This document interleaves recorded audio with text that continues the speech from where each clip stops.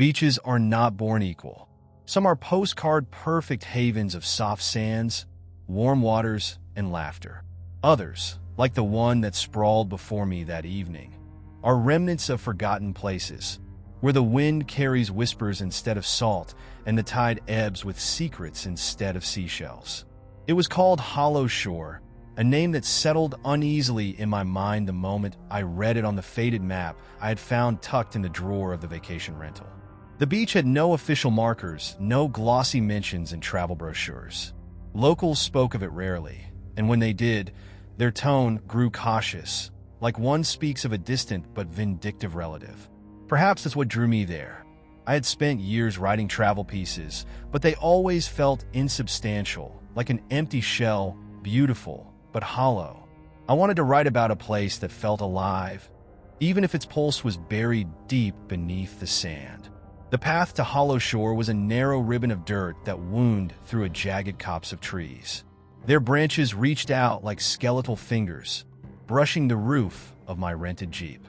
The air grew heavier the closer I got, tinged with the brine of the sea, but layered with something metallic, something wrong. My instincts whispered warnings I had no intention of heeding. When I finally stepped onto the beach, the first thing I noticed was its silence. The waves rolled in obediently, their whispers muffled as if they feared being overheard. Gulls circled overhead but did not cry. Even the wind seemed to hesitate, stirring the tall grasses at the edge of the dunes with reluctant fingers. The scene was static, like an oil painting too thickly layered to breathe. The sand was a grayish-white, cold beneath my bare feet despite the summer sun. It clung to my skin, gritty and damp, as though it held memories it wasn't ready to share. Ahead, the shoreline stretched indefinitely, a pale ribbon bordered by jagged rocks that jutted into the sea like the broken teeth of a drowned giant. I walked, camera slung around my neck, notebook clutched in hand, eager to capture the desolation in words and pictures. But Hollow Shore had other plans. The first peculiar thing I noticed was the absence of debris. No seaweed, no shells, no fragments of driftwood. The beach was eerily pristine, as though something unseen had swept it clean of all but the essentials. As I walked further, I spotted something strange embedded in the sand.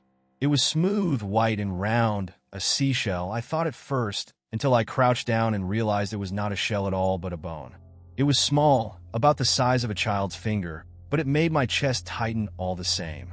I looked around instinctively, scanning the dunes for some sign of human presence, but the beach was empty. The bone could have come from an animal, I told myself, though the thought did little to ease the chill creeping up my spine. As I rose, I heard it for the first time, a faint whisper carried on the wind. At first, I thought it was the sea, but the cadence was wrong. It was too deliberate, too human. It spoke no words I could understand, just a murmur that lingered at the edge of comprehension. I turned quickly, half expecting to see someone behind me, but the beach was still deserted. I pressed on, walking faster now, as though putting distance between myself and that spot could silence the voice. But the further I went, the louder it grew. The sound seemed to come from everywhere. The air, the sand, even the waves. My steps faltered when I realized the whispers weren't following me. They were leading me. About 50 yards ahead, the sand seemed darker, dampened as though stained by something heavier than seawater. As I approached, my foot caught on something buried just beneath the surface. I stumbled forward, and when I turned to look, I froze.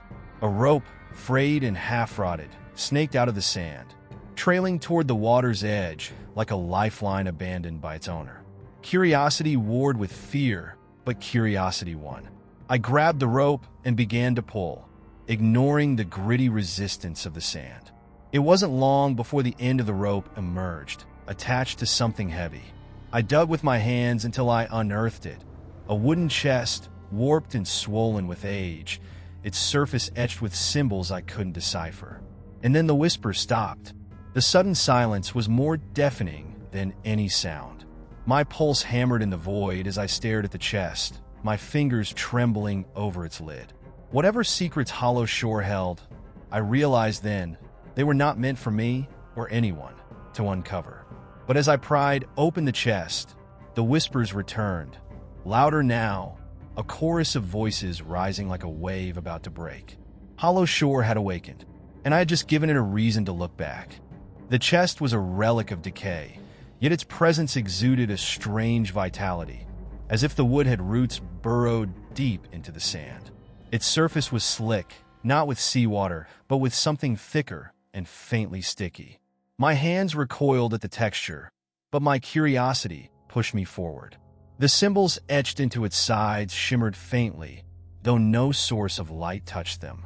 It took all my strength to lift the lid, which groaned in protest like a wounded animal. Inside was a bundle of parchment, sealed with an intricately knotted cord that seemed woven from strands of seaweed and hair. The parchment emitted a faint hum, a vibration I could feel in my fingertips. The whispers that had guided me here grew louder, sharper, as though urging me to open it. I hesitated, my instincts screaming to leave the chest untouched. But then I saw the first message scrawled into the sand beside my feet. "Keep going." The words were jagged, as though carved with trembling hands. The tide was nowhere near high enough to erase them, yet they shimmered as though they might dissolve at any moment. Something inside me, a mix of defiance and dread, compelled me to untie the cord. As I did, the wind surged, carrying with it a burst of voices.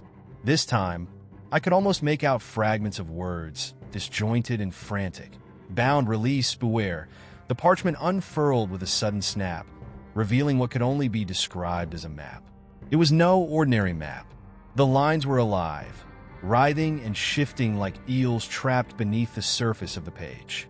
At the center was a detailed depiction of Hollow Shore, its jagged rocks and pale sand unmistakable. But the map extended beyond the visible beach, showing depths of the ocean that pulsed with ominous shapes and labyrinthine paths carved into the seafloor.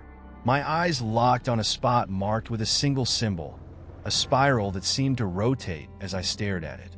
The whispers surged again, louder now, repeating a word I could finally understand.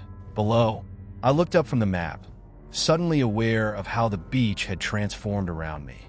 The sand seemed darker, what with a sheen that glistened like oil. The horizon was no longer steady.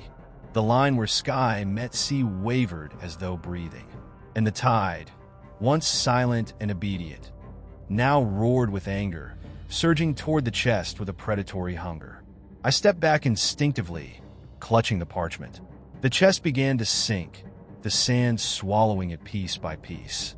The whispers shifted in tone, no longer guiding but warning. The word "run" appeared beside my feet, this time etched so deeply into the sand it seemed burned into the earth itself. I ran. The map clenched tightly in my hand. I sprinted toward the dunes, the sound of the surf chasing me like a predator. I didn't dare look back, but I could feel the beach shifting beneath me, as though it were alive and trying to pull me under. The air grew thick, the metallic tang of it sharp enough to burn my throat. When I finally reached the dunes, I collapsed, gasping for breath. The beach seemed to settle, the roars of the tide fading to whispers once more. But the sense of being watched lingered, an unseen presence pressing against my skin like a weight I couldn't shake. I looked at the map again, trembling. The spiral on the page pulsed with a faint glow, as if beckoning me. Despite the terror clawing at my chest, I knew I was far from done with Hollow Shore. Whatever secrets this beach held, they were no longer content to stay buried. The sand wasn't just sand. The tide wasn't just water. Hollow Shore wasn't just a beach, and I was no longer sure I would leave it alive. It wasn't until I had reached the safety of the Jeep, my back pressed firmly against the seat, that I noticed the horizon had disappeared. From where I sat, the beach and sea blended together in an indistinct haze, as though the line dividing water from sky had been erased by an unseen hand. A thick fog hung over the scene, curling around the edges of the dunes and swallowing the jagged rocks whole. I glanced at the map again. It lay crumpled on the passenger seat, its surface still faintly humming. The spiral at the center had dimmed slightly, though its slow, hypnotic rotation continued. The map was alive, a fact I could no longer deny, and it seemed to be waiting, For what, I couldn't yet say. The engine sputtered as I turned the key, but the Jeep wouldn't start. I tried again, gripping the steering wheel tightly as panic began to creep in. The third attempt brought the same result: silence. It was then that I noticed the faint tremor beneath my feet, a vibration coming not from the vehicle, but from the ground itself. I stepped out, leaving the map behind, and felt the tremor more acutely. It was rhythmic, like the steady beating of a drum, emanating from somewhere deep beneath the sand. Each pulse seemed to draw the fog closer, the damp tendrils curling around my legs as I moved toward the dunes for a better vantage point. From the top of the dune, the beach below looked transformed. The tide had receded impossibly far, revealing an expanse of wet, glistening sand that stretched into the fog. The ocean was gone, reduced to a thin, churning line on the distant horizon that seemed to shimmer like a mirage. The air was heavy with moisture and a peculiar scent, earthy, metallic, and faintly sweet, like decaying fruit. That's when I saw the figures. At first, I thought they were rocks, half-buried and uneven, scattered across the newly exposed seabed. But as I watched, the shapes moved, sluggish and deliberate. They were human-like in form, but elongated, with limbs that bent unnaturally and heads too large for their bodies. They emerged from the fog in clusters, their gait jerky, as though walking was a foreign concept. My breath caught in my throat as the nearest cluster turned their heads toward me. I couldn't make out faces, if they even had faces, but I felt their gaze like a physical weight. The rhythmic pulse beneath the sand grew stronger, syncing with the movement of the figures as they began to move closer. I stumbled backward, slipping down the dune in a spray of sand. The whispers that had been faint moments before were now deafening, their fragmented words looping in my ears like a broken record. Return, below. Return, below. Scrambling to my feet, I bolted toward the Jeep, my heart hammering in my chest. The fog followed me, thickening with every step until the world around me became an oppressive gray void. By the time I reached the vehicle, my hands were shaking so violently that it took several tries to wrench the door open. The map lay on the passenger seat, the spiral now glowing with an intense, almost blinding light. I grabbed it without thinking, and the second my fingers touched the parchment, the whispers stopped. Silence crashed down like a tidal wave, leaving me breathless and disoriented. I looked back toward the beach, but the fog had swallowed it whole. The figures were gone. The horizon was gone. The only thing that remained was the faint vibration beneath my feet. A reminder that whatever Hollow Shore was, it wasn't done with me yet. Sitting in the Jeep, I unfolded the map once more. The spiral no longer rotated. Instead, it pointed firmly toward a new location marked on the beach, a section of the seabed that had been revealed when the tide receded. My hands shook as I realized the truth. The map wasn't guiding me away from danger. It was leading me deeper into it. There was no leaving Hollow Shore. Not yet. The air felt heavier as I returned to the beach, the map clutched tightly in my hands. Every step through the fog felt like a battle. The sand was no longer firm but damp and clinging, pulling at my boots with every stride. The rhythmic tremor beneath my feet had subsided, but the whispers had returned, their words now less fragmented and more insistent. Come closer, deeper. The location on the map was clear, a point near the jagged rocks to the north, where the exposed seabed formed an uneven path. As I approached, the tide seemed to ripple unnaturally, though it stayed far from the shore. The ocean was watching, and I couldn't shake the feeling that it was holding its breath, waiting for me to take the next step. The rocks loomed ahead, their surfaces slick and glistening with an oily sheen. The path carved through them wasn't natural. It was deliberate, narrow and winding. It led toward the area marked on the map, the spiral now a steady beacon of light in my hands. The closer I got, the more the whispers faded, replaced by an eerie, oppressive silence. My first step onto the seabed sent a chill up my spine. The sand here was different, cold, almost icy, and peppered with strange marks. They looked like footprints, but not quite. The shapes were elongated, with webbed impressions where toes should be. I tried not to think about what kind of creature could leave such prints as I followed them deeper. The further I ventured, the more the environment shifted. The fog was still dense, but now it pulsed faintly, as if alive.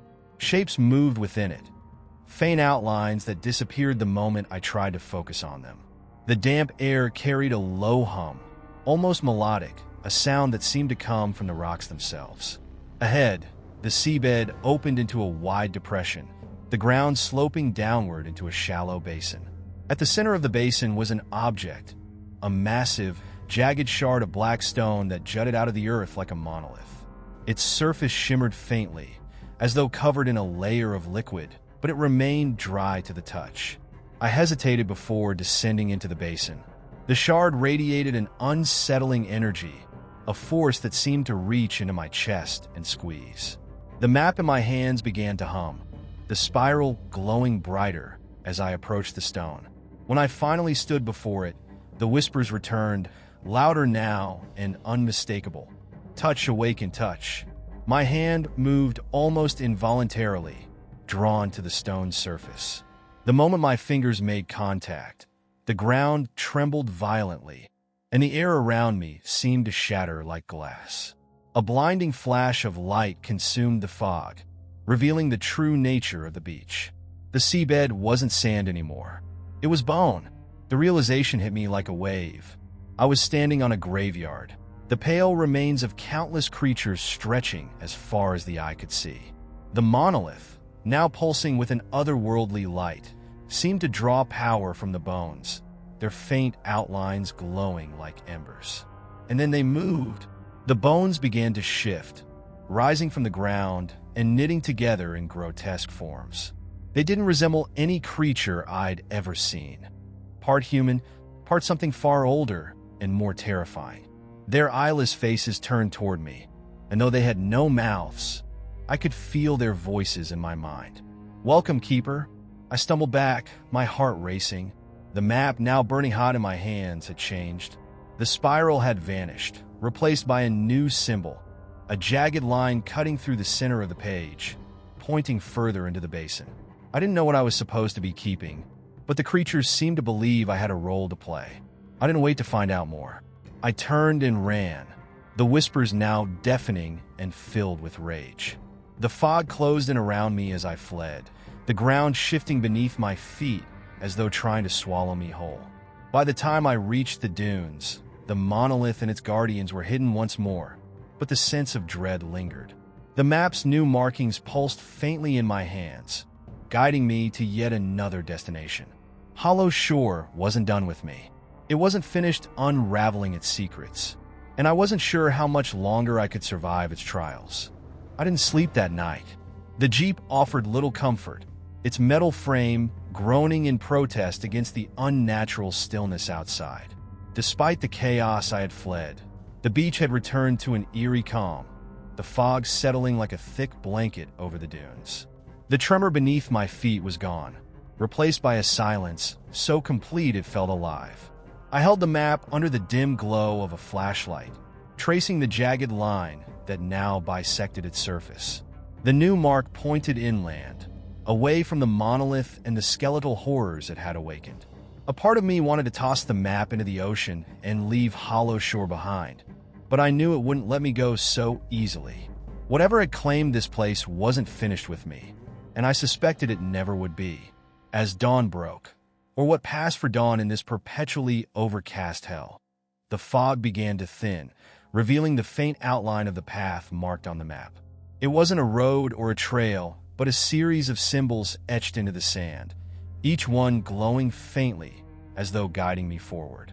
I didn't want to follow them, but the map burned against my palm until I relented, stepping out of the Jeep and into the heavy air. The path led me away from the beach, past the dunes, and into a dense thicket of mangroves that shouldn't have existed here. Their twisted roots formed a labyrinth, the branches overhead intertwining to block out what little light filtered through the fog.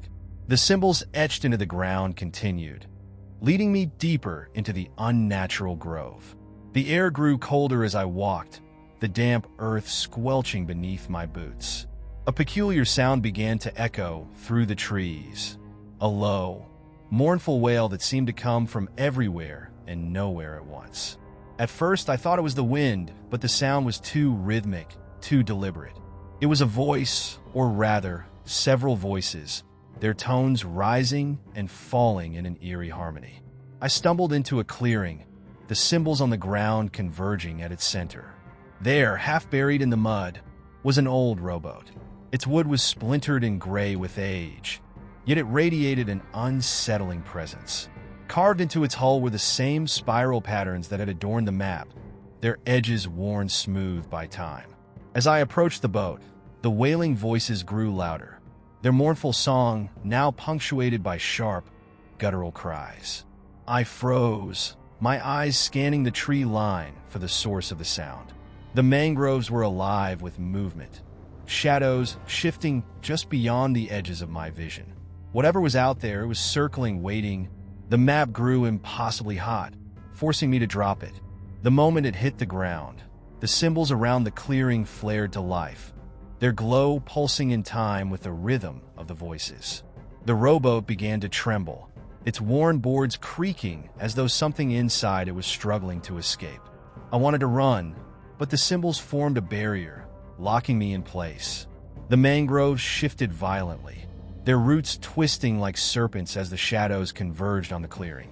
And then, from the boat, came a sound that froze my blood, a deep, resonant growl that didn't belong in this world. The boat's hull cracked open, and from within emerged a figure cloaked in darkness. Its form was vaguely human but elongated, with limbs that stretched unnaturally and a head that shimmered like water in moonlight.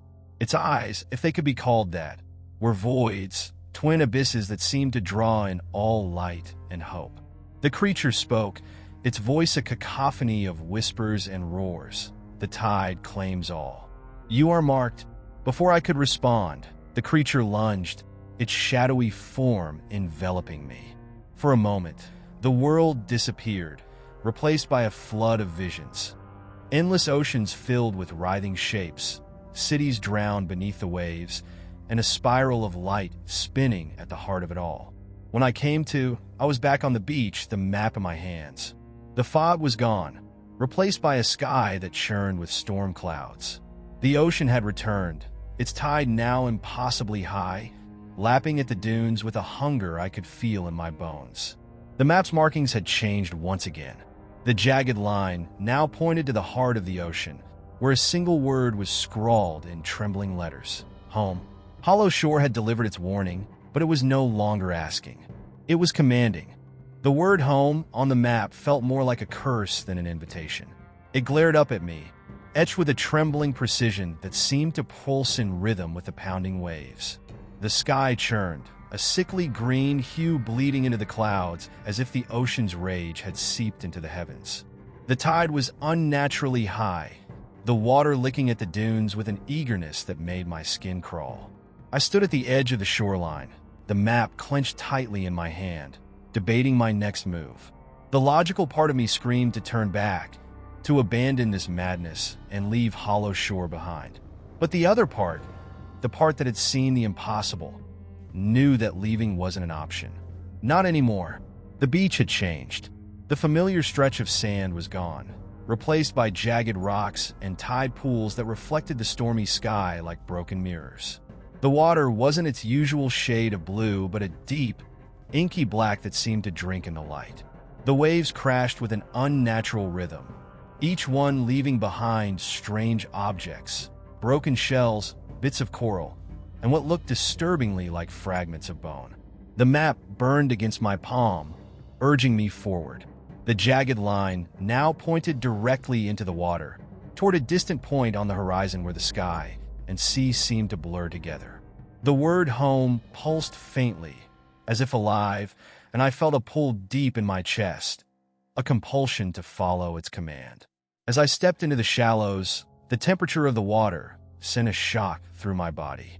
It was freezing, far colder than it should have been, and it seemed to wrap around my legs like a living thing. The moment my boots touched the water, the tide shifted. The waves receded unnaturally fast, exposing a pathway of glistening black sand that stretched toward the horizon. I hesitated, but the whispers began again, louder this time, their words clearer than ever. "Walk, come to us, home awaits." The voices were layered, an otherworldly chorus that sent shivers down my spine. Against my better judgment, I followed the path, each step taking me further from the safety of the shore. The air grew thicker as I walked, the oppressive weight pressing down on my chest. The ocean on either side of the path churned violently, but the sand beneath my feet remained firm, as though it were anchored to something far below. Strange shapes moved beneath the water, dark, sinuous forms that darted in and out of view, too quick to identify. The pathway led me to a peculiar structure jutting out of the water, a massive archway made of coral and bone, its surface carved with intricate spirals that mirrored the ones on the map. The archway pulsed faintly, a sickly green light emanating from within. I paused at its base, the whispers now deafening, their tone both pleading and commanding. Steeling myself, I stepped through the archway. The moment I crossed the threshold, the world around me changed. The sky disappeared, replaced by a swirling void of darkness and light. The ocean was gone, replaced by an endless expanse of water that stretched infinitely in all directions. Floating in the void were countless other archways, each one glowing with the same eerie light. In the center of it all was a massive spiral, its light blinding and its edges writhing like a living thing. The spiral pulsed with a slow, hypnotic rhythm, and I realized with dawning horror that it was breathing. The whispers fell silent, replaced by a low, resonant hum that seemed to come from the spiral itself. And then, from the depths of the void, it emerged. A colossal figure rose from the water, its form too immense to fully comprehend. Its body was an amalgamation of shadow and light, its surface shifting like the ocean's waves. Its eyes, if they could be called that, were twin abysses, their depths filled with the same spiraling light as the map. It spoke, its voice a deafening roar that reverberated through the void and into my very soul. "You have answered the call, Keeper. The tide has chosen you. Step forward and claim your place." My body moved of its own accord, drawn toward the spiral and the entity that loomed above it. The map disintegrated in my hand, its ashes scattering into the void. I knew, without fully understanding, that I was standing on the edge of something vast and incomprehensible, an ancient force that had been waiting for me all along. And as I took the final step, the spiral opened and the void swallowed me whole. When the spiral consumed me, I expected pain, or at least the suffocating pressure of drowning. Instead, I was weightless, suspended in a liquid void that hummed with a sound I couldn't place, a frequency that resonated in my chest like the rhythm of a second heartbeat. My eyes adjusted to the overwhelming brightness of the spiral's core, though what I saw defied all logic. The world inside the spiral was not empty. It was alive. Rivers of glowing water coursed through the void, winding like veins through a translucent, otherworldly landscape. Towering structures rose around me, their forms oscillating between coral-like growths and crystalline monoliths. The colors were hypnotic, shifting shades of green, blue, and gold, their glow pulsating in sync with the hum that filled the air. Figures moved within this place. At first, they seemed like shadows flitting between the luminous structures, but as my vision adjusted, I saw them more clearly. They were humanoid, their elongated forms shimmering like the surface of the ocean under moonlight. Their faces lacked features, but their movements radiated an intelligence and purpose that was deeply unsettling. The moment they noticed me, they stopped. Every figure turned in unison, their blank faces tilting as if to inspect me. I should have been terrified, but the hum in the air grew louder, soothing my panic like a lullaby. One of the figures stepped forward, its body undulating with a fluid grace. "Keeper," it said, though its mouth didn't move. The word echoed in my mind, soft yet commanding. "You have crossed the threshold. The cycle welcomes you." Before I could respond, the figure extended an arm, or what resembled an arm, and touched my shoulder. The instant its shimmering appendage made contact, a flood of images overwhelmed me. I saw the history of this place, an ancient world submerged beneath an unfathomable sea, its people bound to the spiral's will. I saw their civilization rise, their mastery of the oceans granting them unparalleled power, only to be consumed by their hubris. I saw the spiral itself, a sentient force that demanded devotion, its power both a gift and a curse. Those who served it were granted eternal life within its domain, but at the cost of their individuality. They became part of the spiral, their minds and bodies dissolved into its infinite cycle. You are chosen, the figure said, breaking the flood of visions. To reject is to perish. To embrace is to ascend. The figures around me began to move, their bodies forming a circle that pulsed with light. They chanted in a language I didn't understand, their voices merging with the hum in the air. The spiral's light intensified, its rhythm quickening as though it were alive and eager for my decision. I wanted to refuse, to reject this madness and find a way back to the beach, but the pull of the spiral was too strong.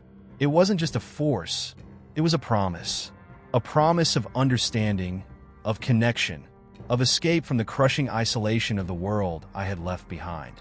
As I stepped closer to the spiral's core, the figures parted, their glowing forms bowing in reverence. The light enveloped me, searing yet comforting, as the hum reached a crescendo.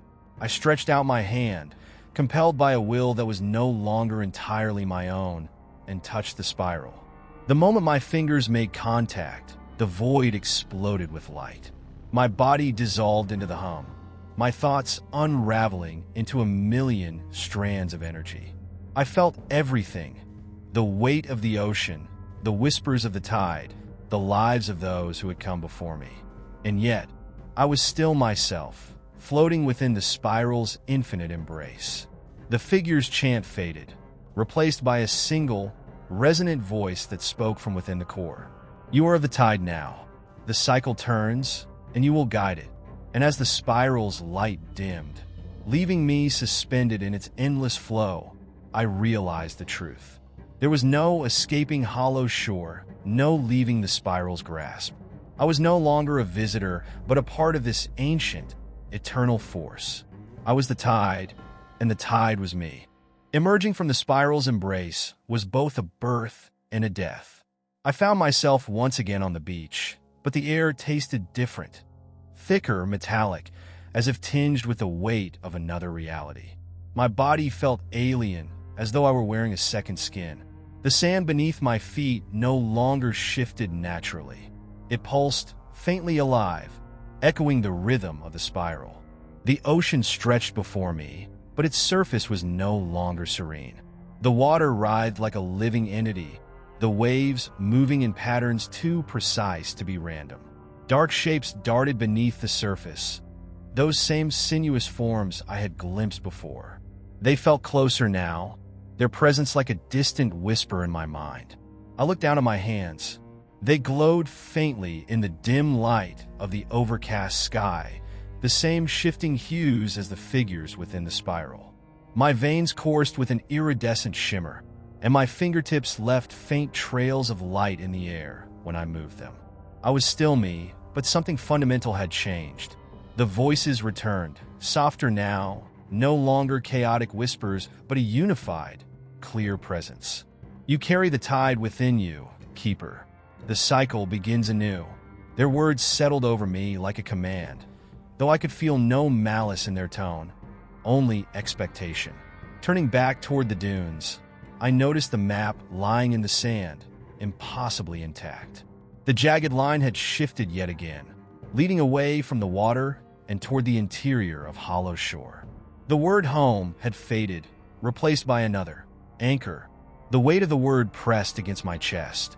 I didn't understand its meaning, but the compulsion to follow was undeniable. Picking up the map, I began to walk, my glowing footsteps leaving faint marks in the sand that faded as quickly as they appeared.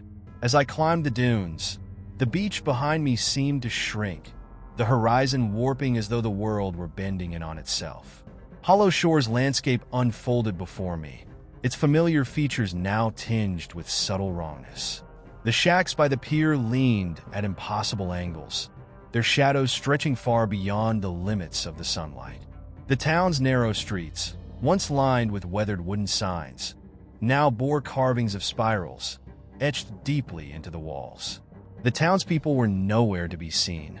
The streets were eerily silent, the only sound the faint hum I had heard since touching the spiral. It emanated from everywhere and nowhere, threading through the air like an unspoken hymn. I made my way to the center of town, where the largest building, the town hall, loomed like a watchful sentinel. Its windows were dark and its door hung slightly ajar. As I approached, the hum intensified, vibrating through my bones.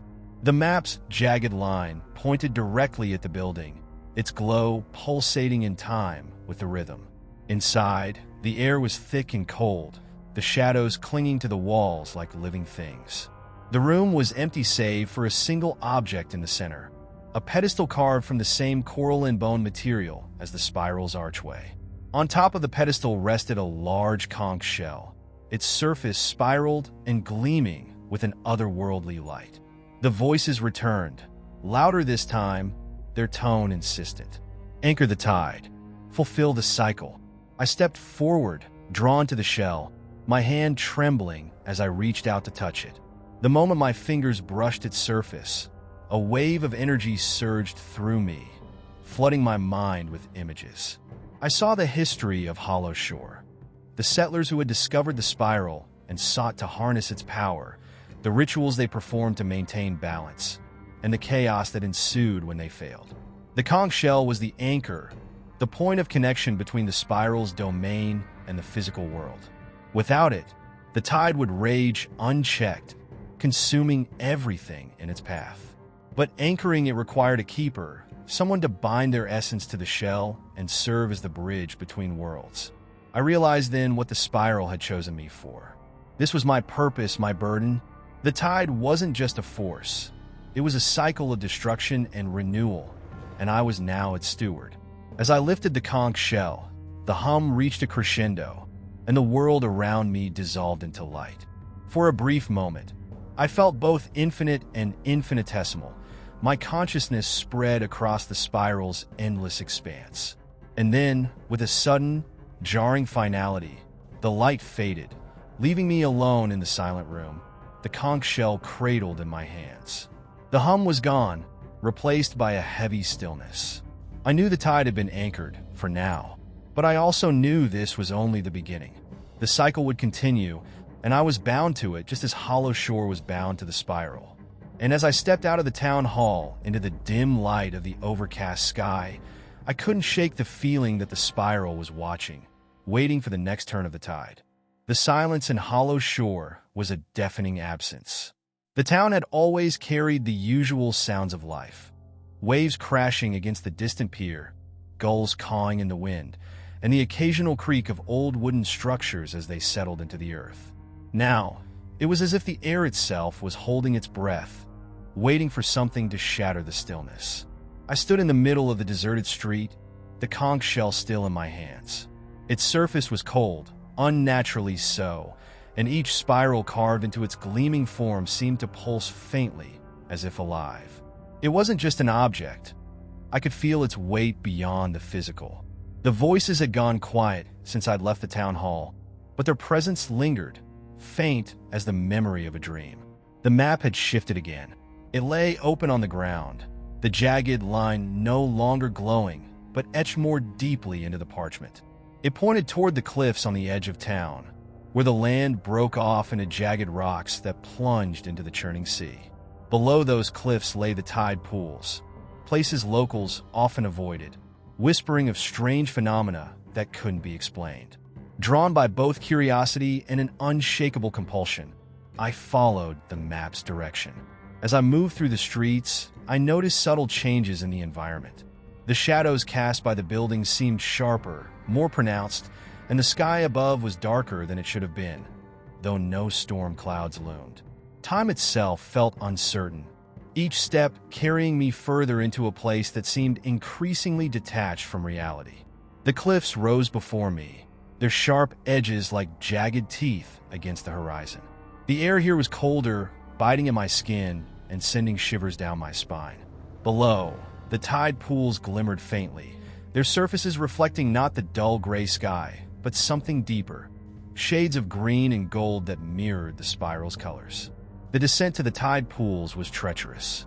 The rocks were slick with seawater, and the path down was narrow, winding precariously along the cliff's face.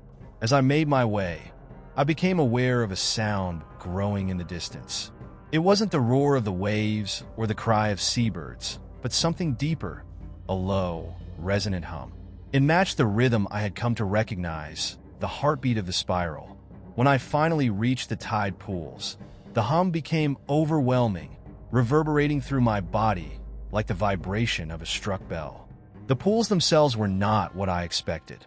Their surfaces were unnaturally still, each one a perfect, undisturbed mirror. Peering into one, I saw not my reflection, but a vast, endless depth that seemed to stretch into another world. As I approached the largest pool, the conch shell in my hands began to glow faintly, its spirals pulsing in sync with the hum. The voices returned, faint whispers at the edge of my mind. The tide awaits. Restore the balance. Without fully understanding why, I knelt by the pool, holding the conch shell over its surface. The glow intensified, and the water began to ripple, the stillness breaking as concentric circles spread outward. Shapes began to form beneath the surface, dark and sinuous, their movements deliberate yet alien. Suddenly, one of the shapes emerged. It was a creature unlike anything I had ever seen, a fusion of marine life and nightmare. Its body was serpentine, covered in scales that shimmered with the same iridescence as the spiral. Multiple eyes dotted its elongated face, each one unblinking and fixed on me. Its presence was both majestic and horrifying, a living embodiment of the spiral's power. The creature spoke, though its mouth never moved. The voice filled my mind, deep and resonant. Keeper of the anchor, you have answered the call. The balance is frayed. The tide cannot be contained for long. I wanted to ask what it meant to demand answers, but the creature continued before I could form the words. The cycle is eternal, but its threads have unraveled. You are the link, the bridge between what was and what will be.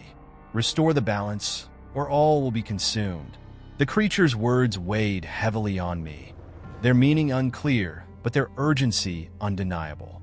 As it sank back into the pool, the glow of the conch shell dimmed, and the hum began to fade. The tide pools returned to their unnatural stillness, but the sense of foreboding remained. Climbing back up the cliffs, I felt the weight of the task before me. The spiral had chosen me, but its purpose was far greater than I had imagined. Hollow Shore was only the beginning, a single point in an infinite cycle that I was now bound to. The tide demanded balance, and the cost of failure was more than I could comprehend. I had expected answers, some clarity, some revelation about the true nature of my role as the keeper. But the tide pools had given me only more questions, and with them, an unsettling sense of responsibility. The creature, the one whose presence I had felt in the depths of the pool, seemed to speak with the authority of something ancient, as if its words were not just a warning, but a command woven into the fabric of existence itself. And yet, despite the magnitude of the moment, the world around me remained disturbingly unchanged. Hollow Shore looked the same, its quiet streets and shadowed corners unchanged by the revelations I had just encountered. Walking through the town, the air hung heavy with an unspoken tension. The townspeople, still absent, left the place feeling hollow, not just in the physical sense, but in a way that seemed to echo the absence of something essential. The hum that had filled the air earlier was gone, replaced by a dead silence that pressed against my ears. It was as though the entire town was holding its breath, waiting for something that had not yet arrived. As I passed the familiar landmarks, the pier, the market square, I couldn't shake the sensation that something was watching me. A subtle shift in the air, A flicker of movement from the corner of my eye, the faintest rustle in the trees. Each seemed too deliberate to be mere coincidence. I paused at the edge of the town, where the road turned sharply toward the cliffs, and glanced back toward the empty houses. A figure stood at the far end of the street. It was barely visible, shrouded in the shadow of a building, but its presence was unmistakable. At first, I thought it might be a person, a shadow of a lost townsfolk, or an illusion born of my strained mind. But there was something about it, an unnatural stillness, as if it were waiting for me to notice. The figure remained motionless, its shape indistinct in the distance. I hesitated, then moved toward it, compelled by a mix of curiosity and caution. As I drew closer, the figure remained unmoving, a silhouette etched against the backdrop of the deserted town. The closer I got, the more I could make out its features, or rather, the absence of them. The figure was tall and dark, its form too smooth, too perfect in its symmetry. When I reached the spot where the figure stood, it was gone. In its place was a single object, a small stone, smooth and round, with faint carvings etched along its surface. I bent down to pick it up, the strange weight of it sending a ripple through the air. The carvings seemed to shimmer, glinting in the dim light, but they were too intricate to be understood at a glance. It was almost as if the stone was alive, its presence palpable, its meaning just beyond my reach. I turned it over in my hand, feeling the strange energy that pulsed through it. The hum was back, faint but persistent, as if resonating with the stone itself. I knew, instinctively, that this object was connected to the tide in some way. Its significance was not random, but how it fit into the puzzle that was unfolding, I had no idea. With the stone in hand, I felt the urge to return to the cliffs. There, at least, the world seemed to make some sense, an undeniable connection between the sea and the land, between the spiral and the cycle. But as I moved toward the edge of the town, I could feel that nagging presence again, the sensation of being watched, of something waiting for me. I reached the cliffs and gazed out at the roiling ocean below. The waves had grown more violent, their movement erratic, as though echoing the turbulence within me. I held the stone in my palm, feeling the strange hum increase in intensity. The sea was calling, and I was tethered to it by forces far beyond my understanding. Suddenly, the air around me thickened, the wind shifting, bending in unnatural ways. A figure appeared at the edge of the cliffs, just beyond the range of my vision. It was there, and then it wasn't, vanishing as quickly as it had appeared, leaving only a faint whisper behind. The voice, though distant, carried clearly to my ears, "The keeper is not alone. The cycle is never solitary." The words hung in the air, their meaning twisting through my mind like smoke. The presence, whatever it was, had made itself known, and with it, I felt a deep, suffocating pressure to fulfill whatever task lay ahead. The path ahead was unclear, but the weight of its inevitability pressed upon me. There was no turning back now. The following days felt like an unsettling dream, where the rules of reality had bent and the world no longer seemed to play by the same logic. The town of Hollow Shore had not changed, not visibly at least, but I could sense the tremors beneath its surface. It was as though the very earth was holding its breath, waiting for something to break the silence. The hum from the tide pools still lingered in my ears, faint but constant, and the stone I had found at the cliff's edge seemed to pulse in rhythm with it. I couldn't explain it, but I knew something was shifting, something I was bound to confront, whether I was ready or not. I had spent the better part of the last few days walking the length of the town, retracing my steps over familiar streets and past the homes that, despite their emptiness, felt unnervingly present. The silence had grown heavier, more oppressive, each step I took echoing in the stillness. The townsfolk had not returned, and the shops remained closed, their windows dark. It was as though the entire town had been frozen in time, caught in a moment of suspension. But it was not just the town that felt altered. The land itself had shifted. There was a subtle change in the way the wind moved through the trees, in the way the waves crashed against the shore with an unnatural force. The tides had become more unpredictable. The the waves coming in faster and retreating more violently, as though something unseen was tugging at the fabric of the sea, pulling it to the edge of something vast and uncharted. I found myself drawn back to the cliffs once more. The stone in my hand felt heavier, as though it were pulling me in that direction. With each passing day, I had learned to trust the subtle nudges, the sense of direction I felt without fully understanding why. The stone had become a part of me, its hum resonating in my chest, vibrating like a heartbeat that wasn't entirely my own. When I arrived at the cliffs, the view was different. The ocean stretched out endlessly before me, but it no longer looked like the sea I had once known. It had darkened, the waters taking on a deeper, almost otherworldly hue, and the waves, wild and erratic, crashed with a fury I had never seen before, foaming and retreating in a relentless, chaotic dance. The sense of unease was palpable, as if the very nature of the world was about to unravel. Standing at the edge, I could feel the presence of the figure again, lurking just beyond the range of my vision. It was as if it were waiting, watching, biding its time. And yet, when I turned my gaze in the direction where I felt it, there was nothing, only the vast expanse of sea and sky. This time, though, I did not feel fear. There was something about it that seemed familiar, as though I had always been meant to encounter this unseen watcher. The stone in my hand began to glow faintly, its surface rippling with the same strange energy that pulsed in the tide pools. The hum within me grew louder, more insistent. And then, as if on cue, a low rumble echoed beneath the ground, a vibration that rattled my bones. The earth itself trembled, and for a moment, I thought the cliffs might crumble away beneath my feet. But the ground held steady. The rumble faded, and for a fleeting moment, everything was still. The wind ceased to howl, and the waves stopped their violent dance.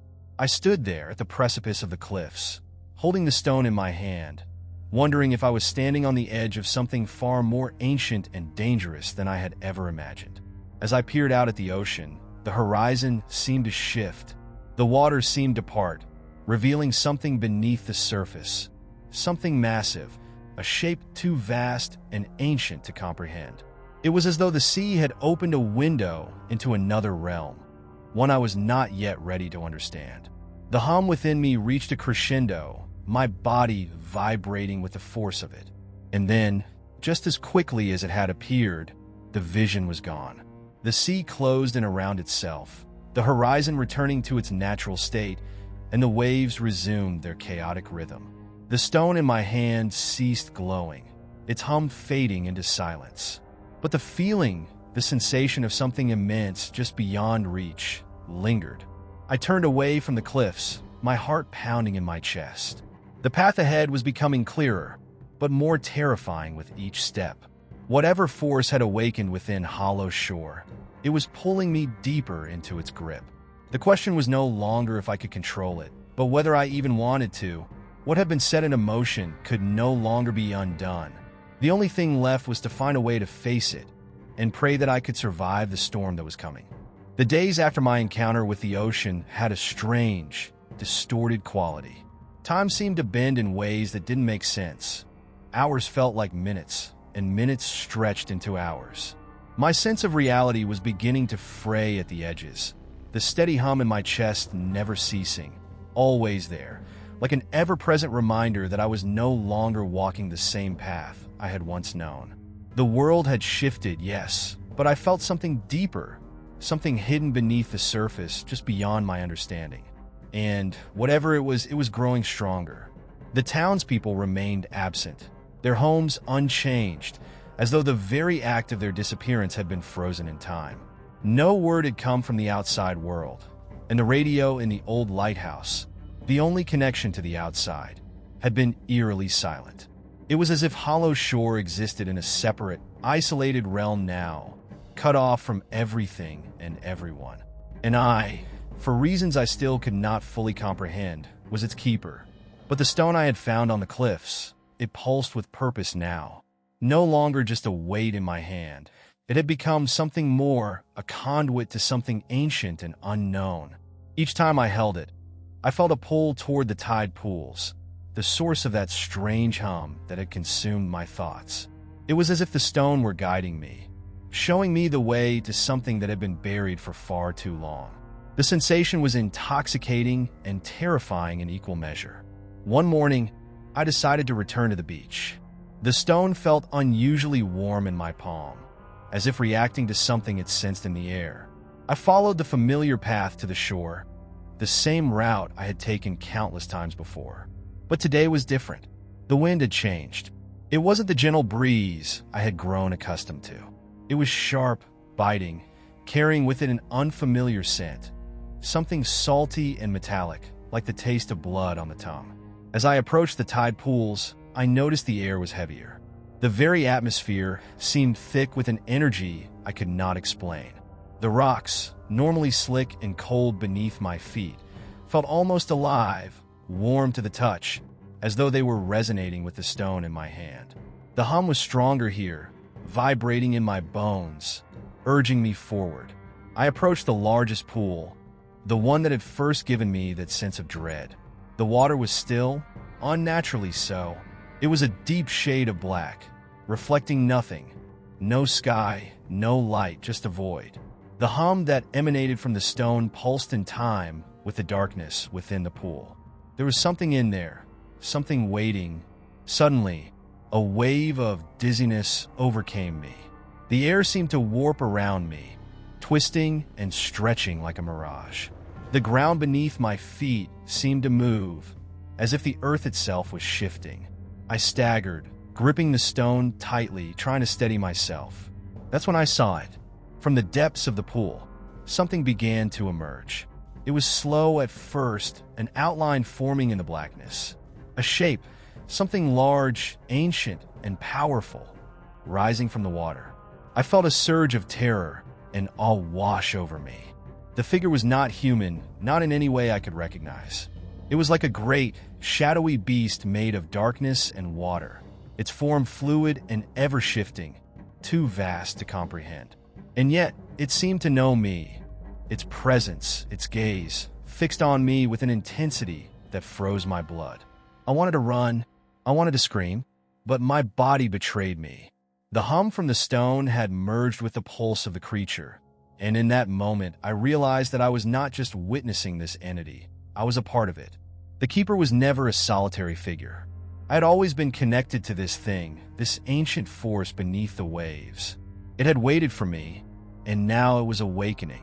The creature's form began to solidify, its features becoming more distinct. It had no face, no eyes, but somehow I could feel it watching me. It was a presence that defied explanation, an entity of water and shadow, born from the deepest recesses of the earth and the sea. It was a god, perhaps, or something older, something that predated even the land I stood upon. And then, just as quickly as it had risen, the creature receded. The water in the pool swirled violently, and the blackness sank back into the depths. The stone in my hand trembled, its hum fading away. The air cleared, the oppressive weight lifting. The world returned to its stillness, as if nothing had happened. But I knew better. I had seen it. I had felt it. The keeper was no longer just a title. It was a pact, a bond that tied me to something far beyond my understanding. I stood there, breathless, the weight of what I had witnessed pressing down on me. The town, the sea, the stone, it was all connected, bound by forces I could not yet grasp. And the more I tried to understand, the more I realized I was falling deeper into a web of ancient power and unknowable truths. There was no turning back now. Whatever lay ahead, I had to face it. The keeper's path had always been a burden, but now it was a calling. And I was no longer alone. I woke the next morning with an overwhelming sense of dread, as if the very air around me had thickened with the weight of forgotten memories.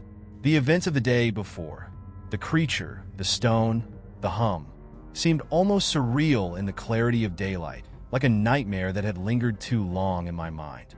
I had been walking on the edge of something dangerous, and now that I was back in the world I had once known, I couldn't shake the feeling that I was being drawn towards something deeper, something more insidious. The town of Hollow Shore seemed unchanged, but it no longer felt like a place I belonged. It was as though the streets and buildings had taken on a new, unfamiliar quality. The houses, once quaint and comforting, now seemed hollow, as though they were mere shells, emptied of life. The silence was suffocating. There were no more stray dogs, no children playing by the shore, no elderly folks sitting on their porches watching the world go by. The town, like its people, had vanished into some otherworldly stillness, leaving only the hollow echoes of its existence. I spent the morning walking the length of the beach, the stones still clenched tightly in my hand. I couldn't help but notice how the tide had shifted. The waves no longer rolled in lazily. Instead, they came crashing onto the shore with a sense of purpose, as if they were trying to tell me something. The wind, too, had taken on a different quality, sharp and biting, as though it were filled with whispers from beyond the horizon. It was during my walk that I stumbled upon something I hadn't expected, a small, weathered journal partially buried in the sand. It was old, its leather cover cracked and faded with age, but the pages within were surprisingly well preserved. I opened it carefully, the crinkling of the pages sharp in the otherwise silent air. As I read, a chill ran down my spine. The journal belonged to someone named Elias Whitlock, a name I had never heard before. From the entries, it became clear that Elias had been a resident of Hollow Shore long before I had ever arrived. His writings chronicled strange events, unexplained disappearances, strange dreams, and an overwhelming sense of being watched. As I turned the pages, the entries grew more frantic, the handwriting more erratic.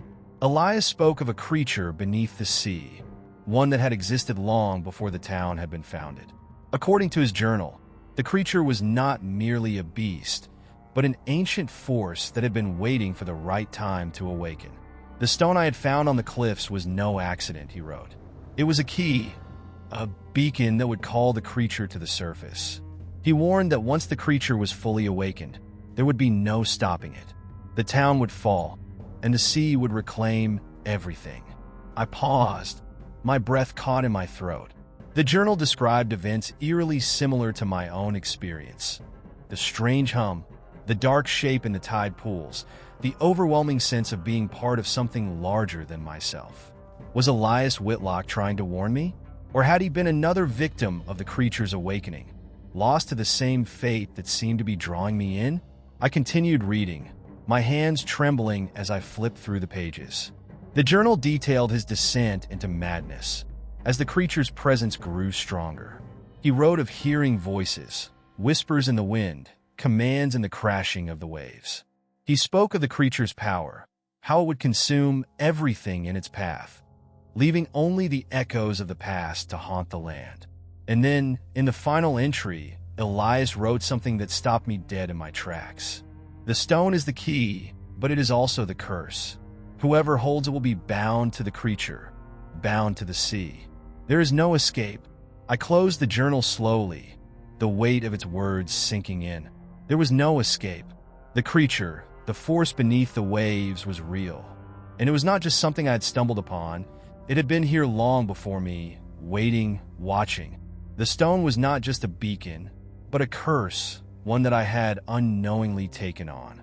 And now, like Elias Whitlock, I was bound to it. The weight of this new knowledge crushed me.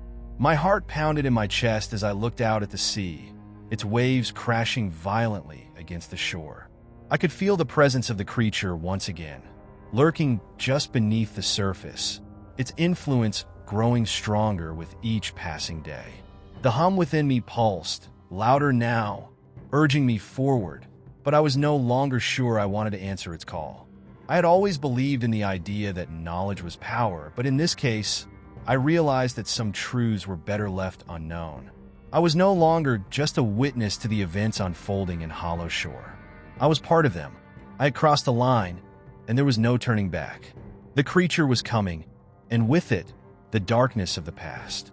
And I was bound to it, as much a part of this town's history as the waves themselves. As I stood on the beach, the weight of my destiny pressing down on me, I knew one thing for certain. The echoes of the past were not just whispers in the wind. They were a warning, a final plea for salvation. And now, it was too late to stop the storm that was coming. The creature beneath the waves had awoken, and nothing would ever be the same again. The days following my discovery of Elias Whitlock's journal blurred into a nightmare that I couldn't fully grasp. The weight of the stone in my hand had grown unbearable, as though it had become a part of me, its influence threading through my every thought and movement. It was clear now that Hollow Shore had not always been the quiet, forgotten place it seemed to be. Beneath its peaceful exterior, there was something much darker, something ancient, waiting to rise from the depths of the sea. I could no longer ignore the unsettling changes that had started to take hold of the town. Each time I ventured into town, the streets felt increasingly abandoned. The few people I saw walking through the narrow roads were pale, their eyes hollow, as if they too could sense the growing darkness. Even the air had thickened, heavy with an unspoken tension, and the once fresh ocean breeze now smelled of salt and decay. It was as if the town itself was slowly being consumed by something far older than any of us. The evenings were the worst. Every night, the waves grew louder, crashing relentlessly against the shore. At first, I thought it was just a normal shift in the tide, but after a few days, I realized that the sound was too rhythmic, too purposeful. The hum that had once resided in my chest now seemed to echo in time with the waves. It was a sound I couldn't escape, no matter how far I walked or where I went. It was as if the sea had become a part of me, pulling me back to it, calling me toward its depths. One night, unable to sleep, I stood by the shore, staring out at the dark, endless expanse of water. The moon hung low in the sky, casting a sickly glow over the waves.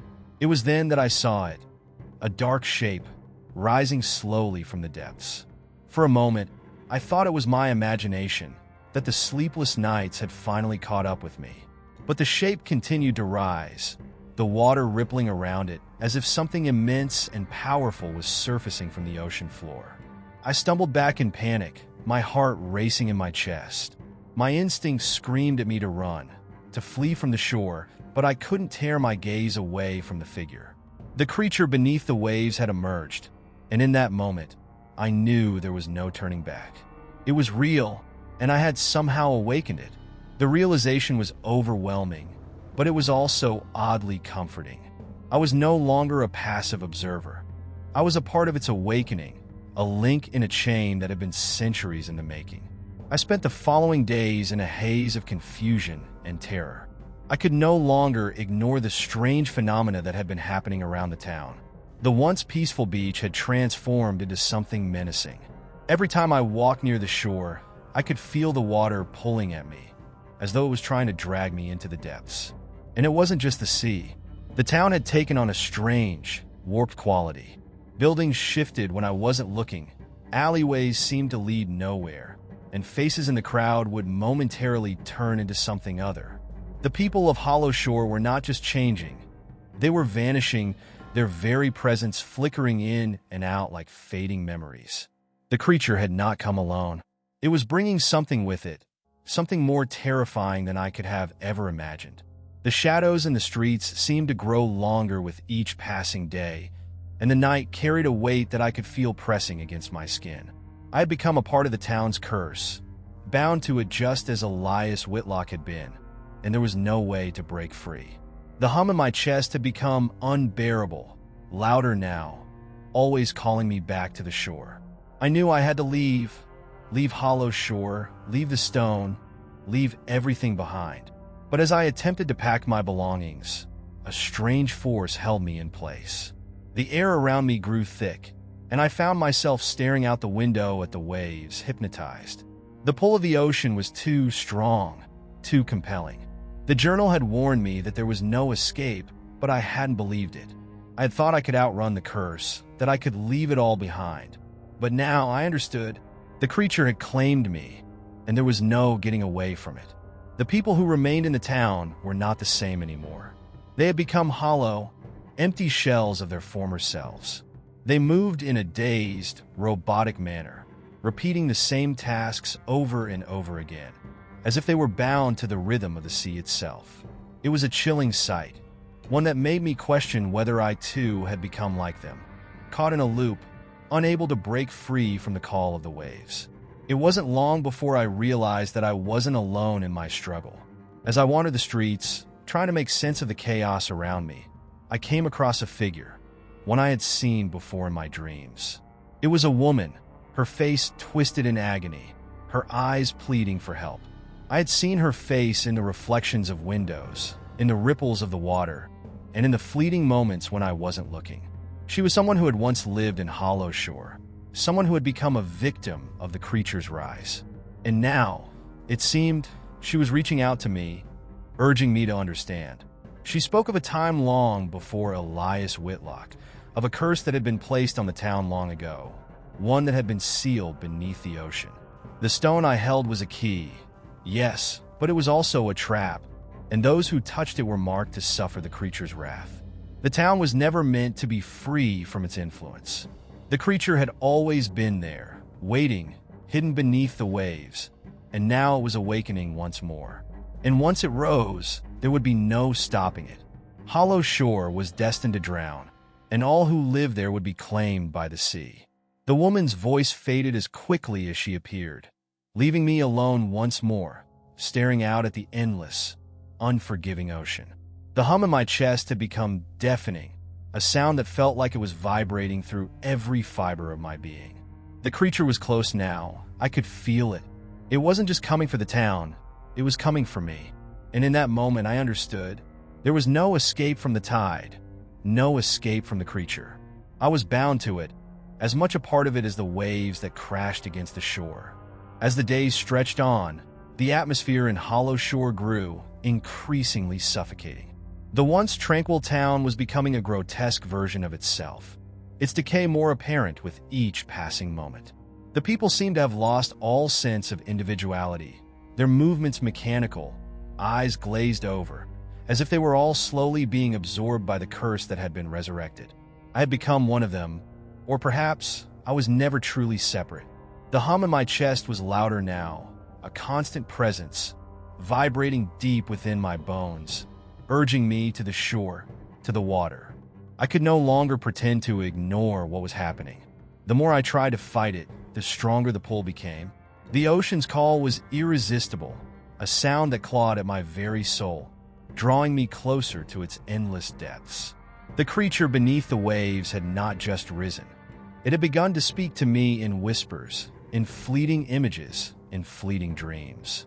It showed me things, visions of an ancient past, of forgotten rituals, of sacrifices made to keep it at bay. But the creature was not appeased. No offering could ever satisfy it. And now it wanted more. I had always thought that the curse of Hollow Shore was a superstition, a myth concocted to explain the disappearance of those who had once lived here. But as I stood by the shore one evening, watching the waves roll in, I realized how terribly wrong I had been. This was no myth. The curse was real as the stone I had found, as real as the creatures that once walked this land, those who had made their pact with the sea and who had long since been swallowed by it. Hollow Shore was not just a place. It was a trap, a prison for the damned. The people who still walked the streets were not the same. Their faces were hollowed out, their voices distant. I could see them walking in a trance, eyes fixed ahead, as if they were moving through a fog of their own making. But every now and then, I would catch a glimpse of something beneath their vacant expressions: fear. They were afraid of what was coming, but they didn't know how to escape it, just as I didn't. No one had ever been able to break free from the curse of Hollow Shore. Those who tried had been claimed by the ocean, their bodies dragged into the depths, never to be seen again. I had spent countless hours searching for answers, combing through the old journal of Elias Whitlock, trying to piece together what had happened in this cursed town. But nothing had prepared me for what I would discover next. One afternoon, while rifling through the pages, I stumbled upon a new section I had not noticed before. It described the history of the stone, the artifact I had found buried in the sand. It was no ordinary relic. It was a key, yes, but it also served as a conduit, an object that could connect the living with the ancient force that slumbered beneath the waves. The journal recounted a ritual, a ceremony that had been performed by the founders of Hollow Shore to trap the creature beneath the ocean, to bind it and keep it asleep. But the stone was never meant to be disturbed. Those who dared to awaken it would unleash the creature from its prison and become its thrall, bound forever to the tides. I had unknowingly taken part in that awakening, and now I was paying the price. I had to find a way to stop it, to reverse the curse that had claimed the town. But how could I? How could I hope to undo what had been set in motion centuries ago? The more I thought about it, the more I realized that I was just one small part in a much larger, more terrifying design. The creature beneath the waves was not simply seeking vengeance. It was seeking something far darker. It was after the souls of everyone in the town, and its hunger was insatiable. The town's descent into madness accelerated after my discovery. People who had once been kind, even if distant, became unrecognizable. I saw them wandering the streets at night, mumbling incoherently, their voices raspy as though they had forgotten how to speak. The sky itself seemed to darken, clouds swirling in unnatural patterns, as if they were drawn to the malevolent force that had returned. Even the once beautiful beach, the place where I had first arrived, had taken on a terrifying quality. The sand was no longer golden. It was dark, like ash, and it stuck to my skin as if it were alive. One evening, in a fit of desperation, I made my way back to the shore. I couldn't keep running from it. I had to confront whatever was lurking beneath the waves, to face the truth that had been hidden for so long. The water was calm, deceptively so, but I knew better. The creature was waiting, its presence like a heavy weight pressing down on my chest. I stood there, staring into the black abyss, feeling the pull of the ocean like a magnet, irresistible and all-consuming. I heard it then, that voice. It wasn't a whisper, but a clear, ringing call that seemed to come from everywhere and nowhere at once. The creature was speaking to me directly, its words filling my mind. It offered me power, the kind that could free me from this cursed place, but at a price. My soul, the town's soul, a pact that could break the curse, but only if I was willing to give everything up to sacrifice those who remained in Hollow Shore. I stood at the edge of the water, torn between the promise of freedom and the horrific realization that no one had ever truly escaped the creature's grasp. It was impossible to tell if the creature's offer was genuine or just another deception. The truth was, Hollow Shore had never been meant to be saved. It had always been doomed, and those who lived here were simply part of the ritual, part of a never-ending cycle. I could feel my resolve weakening, but deep down, I knew there was no way out. There had never been a way out. The creature beneath the waves had already claimed me, and in time, it would claim the rest. And as the waves crashed around me, I couldn't help but wonder if, perhaps, this was my fate all along. To be the last to fall, to be the final piece in a ritual that had no end. The choice lingered in the air, suffocating me with the weight of its inevitability. The offer had been made, my soul, for the chance to escape the monstrous grip of the creature beneath the waves. But as I stood there on the crumbling shore, staring out into the abyss, I was more aware than ever of the futility of such a choice. Hollow Shore wasn't just a place of decay. It was a symbol of the inevitable decline that awaited anyone who dared to exist here for too long. The creature had not simply been awakened. It had always been present, beneath the surface, waiting for the right moment to rise. The moment had come, and in truth, I realized it had always been destined to come. The oppressive silence that had hung over the beach now gave way to the steady rhythm of the ocean's waves. But the sound was no longer peaceful. Each crash against the shore felt like a slow, deliberate drumbeat, signaling the approach of something monstrous, something beyond understanding. The wind howled like a beast, its shrieks carrying the weight of forgotten voices, the souls that had long since been consumed by the curse. I could hear their anguished cries now, clearer than before. They were not just echoes from the past. They were real, palpable. The presence of the creature was overwhelming, as if the entire ocean was breathing, waiting. In the distance, I could see the faint outline of the cliffs, the twisted remnants of the once beautiful town. The lights that had once dotted the town's streets were now extinguished, leaving only the flickering shadows of those who still wandered through the streets in their mindless stupor. No one had fought back. No one had ever fought back. They had all surrendered, in one way or another, to the curse of Hollow Shore. But I could not help but wonder if they had truly surrendered, if they had been given a choice at all. The creature, I realized, did not just consume bodies. It consumed hope. It devoured will. It twisted the mind, warping reality until all that was left was a hollow, unrecognizable version of the person who had once lived. The creature was not a beast that could be fought with weapons or rituals. It was a force that thrived on the breakdown of the mind, on the slow and agonizing descent into madness. It wasn't just the people of Hollow Shore who had been condemned. It was the very fabric of the town itself. This was a place built on the shattered remnants of broken dreams. A town founded on a pact that had been corrupted by greed, by ambition, by the desire for control over something that was never meant to be controlled. I thought of Elias Whitlock, the man whose journal had been my only guide. I had read his words over and over, desperately searching for something that might help me make sense of what was happening, something that might show me a way out. But as I stood there, I realized that Whitlock had known what I was beginning to understand. There was no way out. The ritual had been completed long ago, and now Hollow Shore existed as a tomb for all who dared to live within its boundaries. Whitlock himself had been consumed by the creature, his mind no longer his own, his body nothing more than a vessel for whatever dark force had taken root beneath the waves. There were no answers to be found in the journal. There were only more questions, more fragments of a story that could never be completed because it had already ended.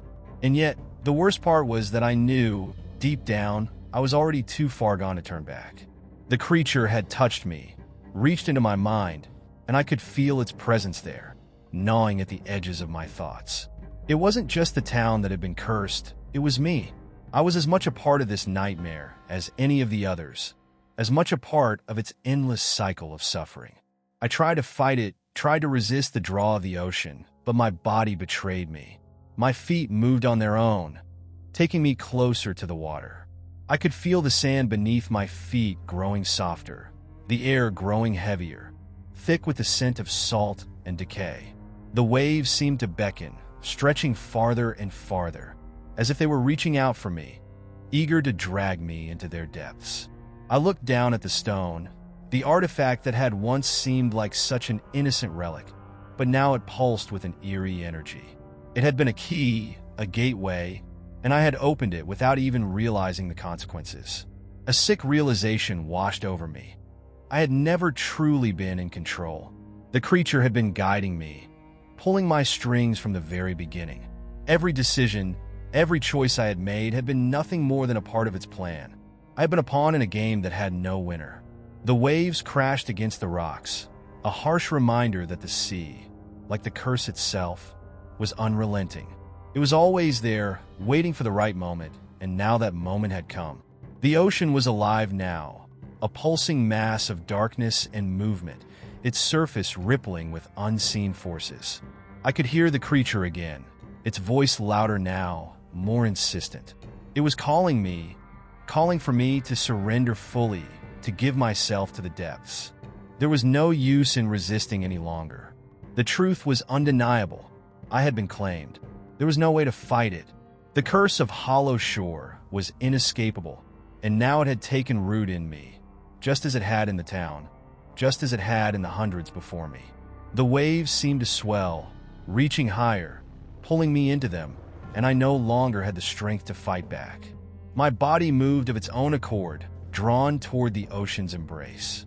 As the water began to rise, the weight of its coldness pressing against me, I could feel the last remnants of my will slipping away.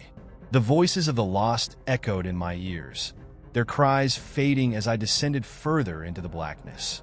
The creature's grip tightened around me, its cold fingers sliding into my mind, wrapping itself around my very essence. And for the first time, I felt a strange sense of peace. The struggle was over. I had surrendered, and now I would become part of the curse, lost to the depths forever. And as I was pulled under, The last thing I saw was the fading light of Hollow Shore, sinking beneath the waves, swallowed by the endless ocean. The darkness beneath the waves was not like anything I had anticipated. It was not an absence of light, nor was it an oppressive void that drowned out all sense of reality.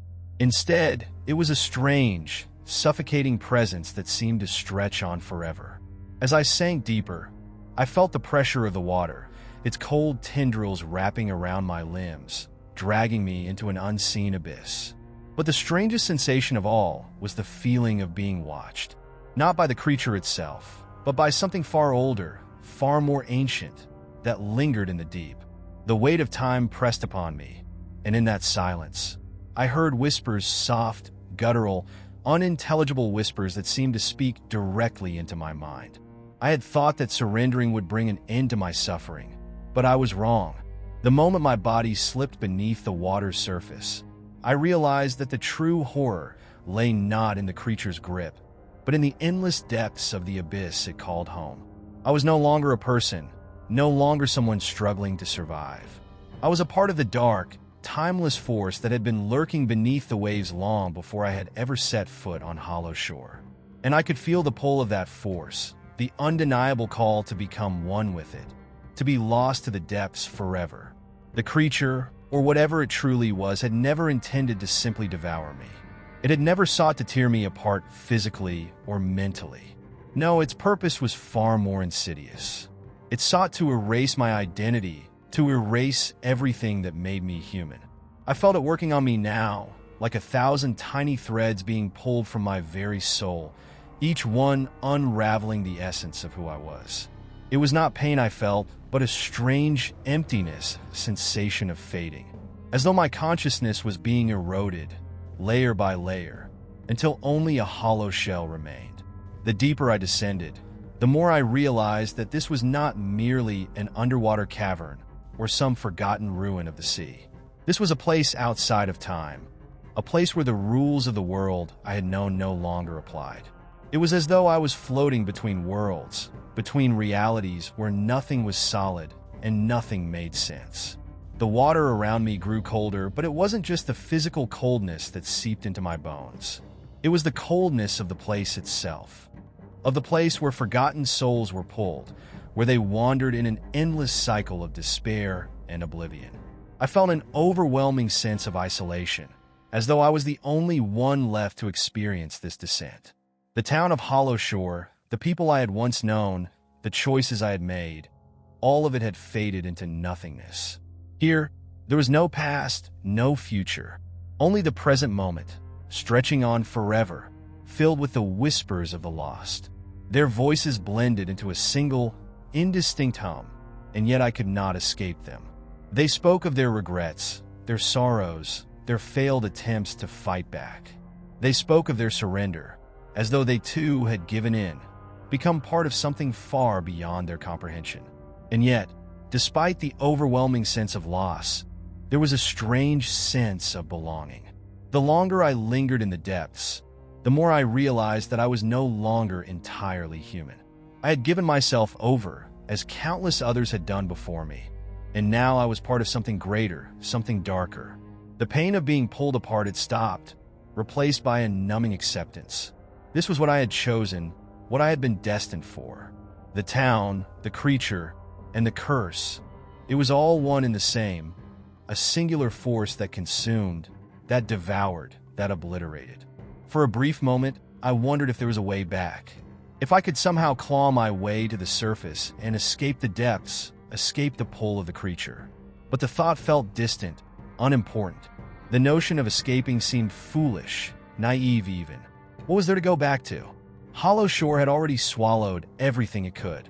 The people, the memories, the light, they had all been consumed. And now, in this place between worlds, I too had been consumed.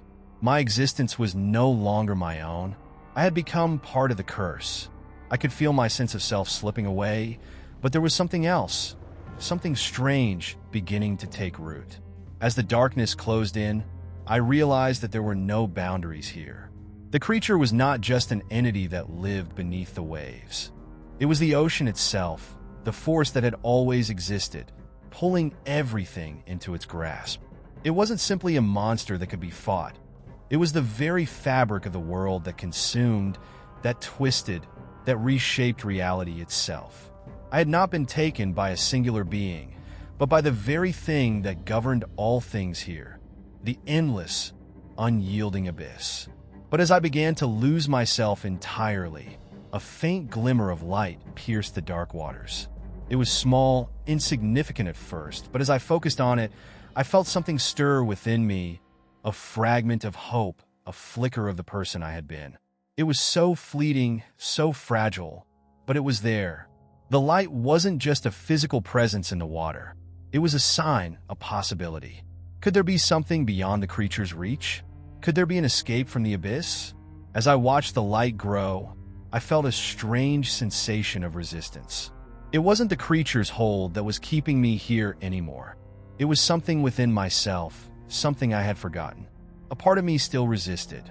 The pull of the darkness, the whispers of the lost, they were strong, but they were not all-encompassing. For the first time, I felt a flicker of autonomy, a sense that perhaps the creature had not won completely. There was a way out. It would not be easy, but the light in the distance was my only chance to escape the endless abyss. The deeper I went, the more I realized that this was not the end. The creature had tried to consume me, to take my very soul, but there was something more powerful than it could ever understand. The human will to survive, to fight back, even when all seemed lost. It would not be easy, and the cost might be more than I was prepared to pay, but I had seen the light. And in that moment, I knew that the true horror of Hollow Shore was not in its depths, but in the despair it sowed. The abyss could claim the body, but it could not claim the soul, if the soul refused to surrender. The light I had glimpsed in the depths had not been a dream, nor a mere figment of my fading consciousness. It was real. It existed somewhere in the darkness, beyond the reach of the creature, beyond the suffocating cold that pressed against me. As I swam toward it, I felt an unfamiliar surge of energy flood my body, propelling me forward in ways I hadn't thought possible. The pressure of the water, the weight of the abyss, seemed to lessen with each stroke, as if the tide itself had turned in my favor. But I knew better than to think that my escape would be easy. The creature, whatever it truly was, would not release me without a fight. The light, which had once seemed so faint, now blazed before me, a beacon in the otherwise pitch-black sea. I could not explain it, nor could I understand how it had appeared. All I knew was that it represented a possibility, a chance to escape the suffocating grasp of the deep. It was not like the flickers of hope I had felt in moments of fear before. This was something far stronger, something that felt tethered to the core of my being. It was as though the light had been waiting for me, for my will to survive, to push against the weight of despair and reclaim what was mine. The closer I swam to the light, the more the water seemed to shift. It became warmer, less oppressive. The tendrils of darkness that had once pulled at my mind began to retreat, slithering back into the deep recesses from which they came. Yet, even as I moved forward, I knew that the creature was still there, lurking just beyond the edge of the light. I could feel its presence, feel the shadow of its hunger pressing against the periphery of my awareness. It had not forgotten me. It had not given up its claim. The first time I had encountered the creature, I had underestimated it. I had thought that it was simply a monster of the sea, a being driven by instinct and hunger. But now, as I moved through the water, I realized that it was something far more ancient, far more primal. It was not merely a creature. It was a force of the deep, of the unknown, of everything that had been lost to time and memory. It existed because the ocean existed, because the very fabric of life and death was tied to its endless, churning depths. It was not something that could be fought with weapons or willpower alone. It could only be survived, but survival was all I had left, and as I swam toward the light, I could feel something within me, something buried deep beneath the weight of my fear, begin to stir. It was the part of me that had fought to escape the creature's grasp, the part that had resisted the pull of the abyss. It had not been fully extinguished. No matter how much the creature had tried to take from me, no matter how much of my identity it had consumed, there was still something within me that refused to let go. It was the same part of me that had felt the sting of the ocean's call, but had chosen to resist. It was the essence of being human, the will to persist even when all seemed lost. I had come to realize that the creature was not simply trying to destroy me. It was trying to reshape me, to remold me into something that was no longer human. It was trying to erase the very thing that made me who I was, my ability to fight, to think, to feel. It had sought to strip me of my memories, my identity, my very soul. But as I moved closer to the light, I felt a new strength awakening within me. It was not just a physical strength, but a mental one. It was the strength of self, of knowing who I was, of being able to stand against the dark forces that sought to consume me. I could see now that the light was not simply a way out of the abyss. It was a reminder of everything I had left behind, of Hollow Shore, of the people I had once known, of the life I had almost lost. It was a reflection of my connection to the world above, to the earth, to the sky. It was a representation of everything that was real, everything that the creature had tried to take from me. And as I reached out toward it, I understood that the creature had not won. It could take my body, my memories, but it could not take my connection to the world I had come from. As I grasped the light, a rush of warmth flooded over me, and the cold grip of the ocean released its hold. For a brief moment, I was free, floating in a space that was neither above nor below. It was as though the very laws of reality had bent, as though I had stepped outside of time, outside of the world I had known. The darkness that had surrounded me, that had pressed in on me from all sides, began to dissipate. The cold retreated, and the weight lifted from my shoulders. But the creature, its influence, lingered like a shadow in the corner of my mind. I knew then that I had not escaped the creature entirely. This was not the end. The abyss was still there, waiting, watching. The creature had not given up, and it would not be content until it had consumed every last part of me. But something within me had shifted. I had felt the light, and it had changed me. It had reminded me of what I had left to fight for. And that was all I needed. The waves around me grew calmer, the sea becoming more still. I could hear the distant sounds of the world above, the faint crash of the surf, the rustle of the wind through the trees. But the ocean beneath me had not forgotten its hunger. It was patient, and it was relentless. And as I turned to swim toward the shore, I realized that my battle was far from over. The creature would wait. It would watch. And when I least expected it, it would strike again. But for now, I had the light, and with it a chance to fight back, a chance to reclaim my life. I had escaped the depths, but I had not escaped the creature. It would follow me, haunt me, but I was no longer the same person I had been when I first arrived at Hollow Shore. I had seen the abyss, and I had survived. And as long as I still had breath in my lungs, I would keep fighting.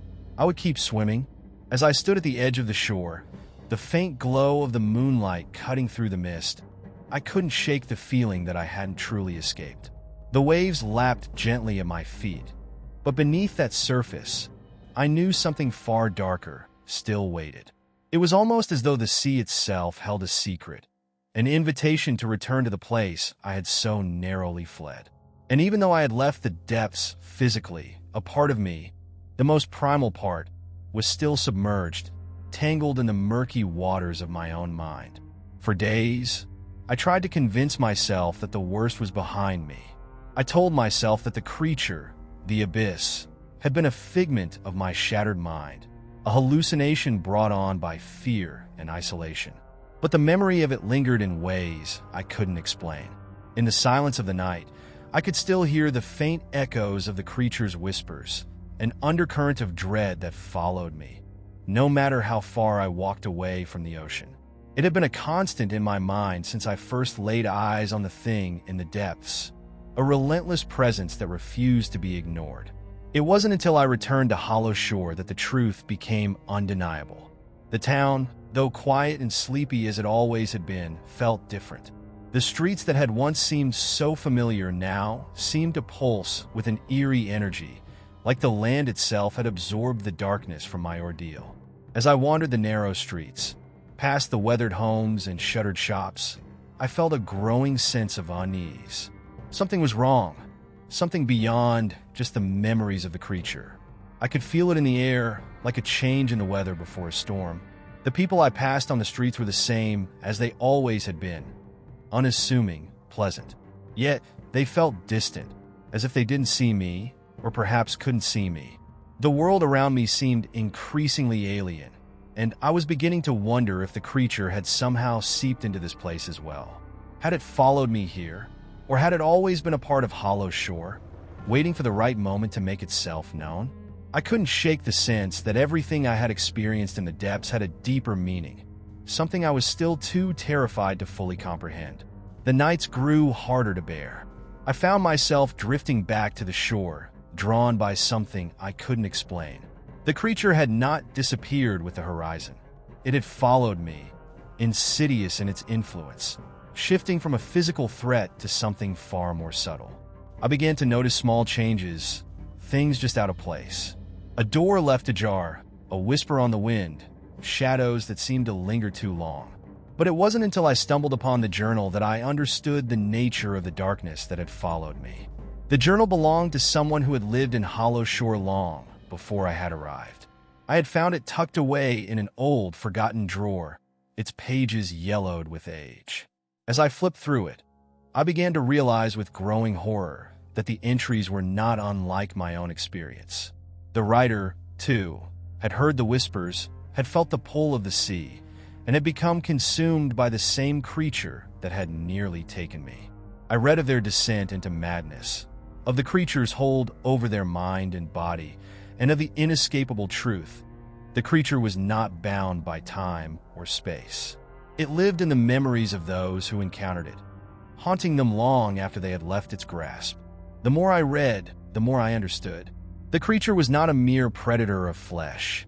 It was an infection of the mind.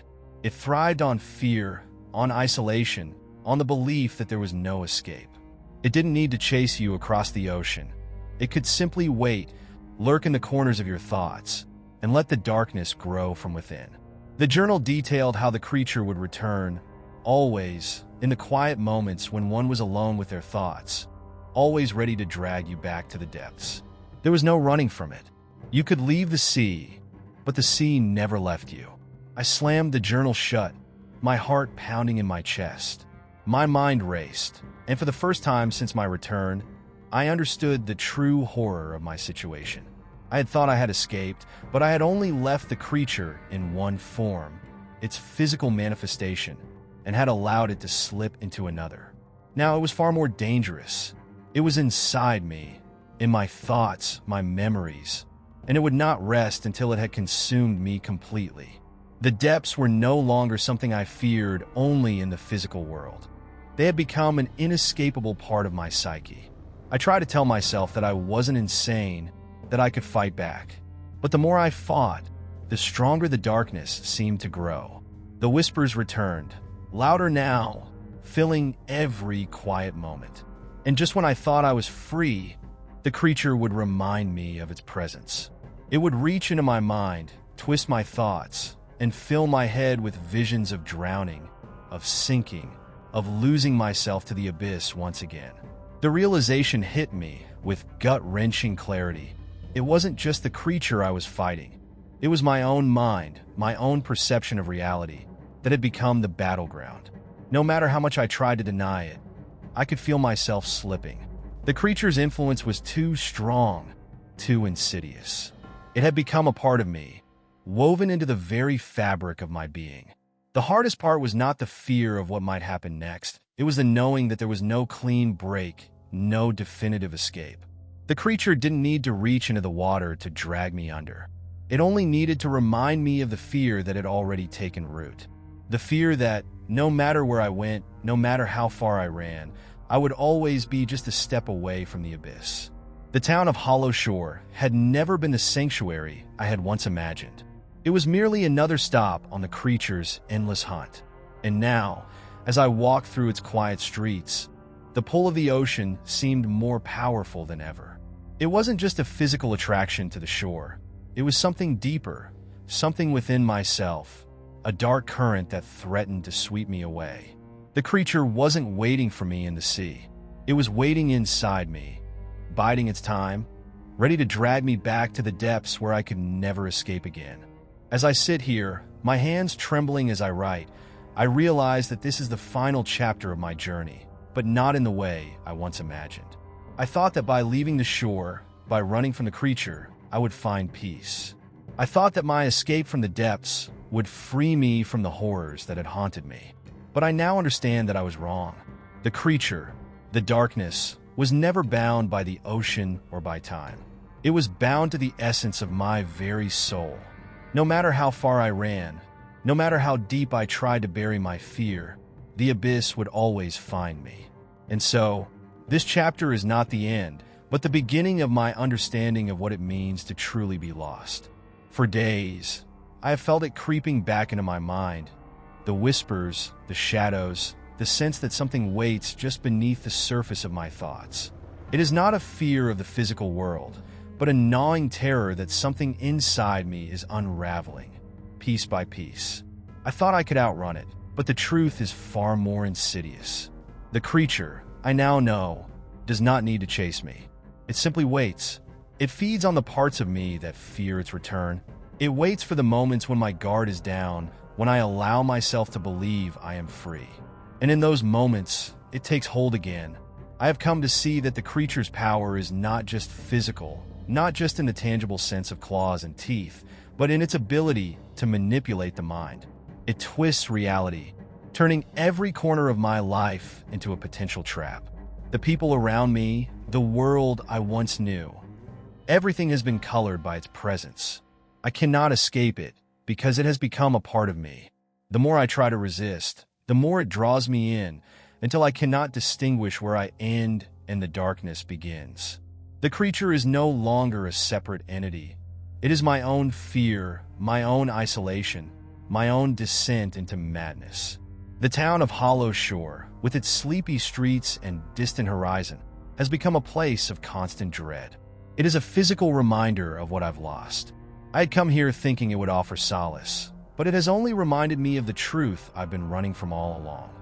There is no solace. The creature has followed me back, not in the way I expected, but in the deepest recesses of my mind. It waits in the corners of my thoughts, lurking in the quiet spaces between breaths. I cannot shut it out. It is always there, pressing in, suffocating me. It is this truth, the realization that the creature is not something I can escape from, not something I can outrun, that has begun to break me. I try to live as I did before, to go about my days as though nothing has changed, but everything is different now. The world around me no longer feels real. It is as if I am trapped in a dream, a nightmare from which I cannot wake. And the more I fight to break free, the more I feel myself slipping into the depths once more. There is no return from this place, no redemption. The creature has won. I can feel it now, wrapping around me like a weight I cannot lift. The air feels thick, suffocating, as if the world itself is closing in. I thought I could hold on to the fleeting moments of sanity, but the truth is that sanity was never something I truly possessed. It was an illusion, a fragile veneer that cracked the moment I stepped onto that cursed beach. The creature is not just something external. It is a manifestation of the darkness that resides in us all. The fear, the doubt, the terror that we try to bury beneath the surface. The creature does not need to appear as a monstrous being. It simply needs to be recognized for what it is, a reflection of our own fractured souls. And so, I find myself standing at the edge of the sea once more, not in defiance but in surrender. The waves crash against the shore, their rhythmic pull beckoning me, not as a predator, but as a lullaby, a seduction I can no longer resist. I know now that the depths will not release me. I'm not meant to return to the world I once knew. I'm not meant to find peace or closure. The only thing left is the descent, the final embrace of the darkness that has waited for me all along. I have reached the end of my journey, and I no longer fight the inevitable. The creature has taken its place within me, and I have come to understand that there is no difference between it and myself. I am no longer an outsider to this darkness, but a part of it. The world, the ocean, the shore, it is all irrelevant now. The only truth left is the endless, swirling abyss and my place within it. As I walk into the water, my feet sinking into the sand, I feel the weight lift from my shoulders. The struggle is over. The creature has not won because it was never my enemy. It was me all along. The whispers have stopped. The shadows have faded. There is only the sea, vast and endless, and the quiet surrender of one who has finally accepted the truth.